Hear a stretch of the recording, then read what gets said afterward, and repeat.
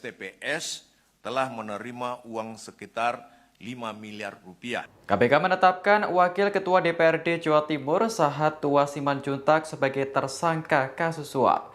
Sahat diduga menerima uang sebesar 5 miliar rupiah dari dana hibah Provinsi Jawa Timur. Selain Sahat, KPK juga menetapkan 3 tersangka lainnya dalam kasus ini.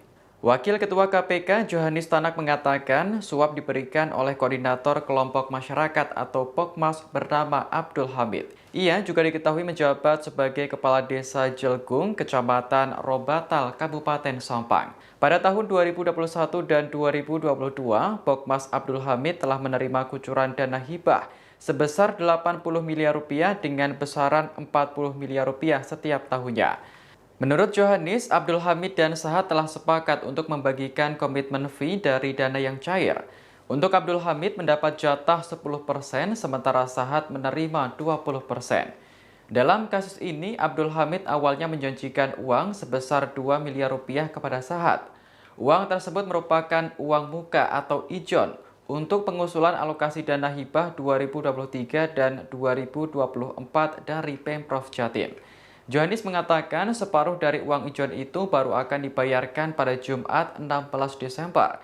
Namun, pembayaran itu gagal karena mereka ditangkap KPK pada Rabu 14 Desember malam.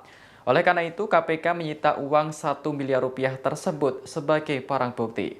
Dalam penyalurannya, Abdul Hamid dibantu oleh 2 rekan kerjanya yakni Ilham Wahyudi dan Rusdi. Sementara itu, dari pengurusan alokasi dana hibah ini, Sahat diduga telah menerima uang mencapai 5 miliar rupiah. Johanis mengatakan pihaknya masih akan terus menelusuri jumlah dan penggunaan uang panas tersebut. Agar alokasi dana hibah untuk tahun 2023 dan tahun 2024 bisa kembali diperoleh Pokmas, tersangka AH kemudian kembali menghubungi tersangka STPS dengan bersepakat untuk menyerahkan sejumlah uang sebagai ijon sebesar 2 miliar. Mengenai realisasi uang ijon tersebut dilakukan pada tanggal 13 Desember 2022, di mana tersangka AH melakukan penarikan tunai sebesar 1 miliar rupiah dalam pecahan mata uang rupiah di salah satu bank di Sampang dan kemudian menyerahkan kepada tersangka IW untuk dibawa ke Surabaya. Selanjutnya tersangka IW menyerahkan uang 1 miliar rupiah tersebut pada tersangka RS sebagai orang kepercayaan tersangka STPS di salah satu mall di Surabaya.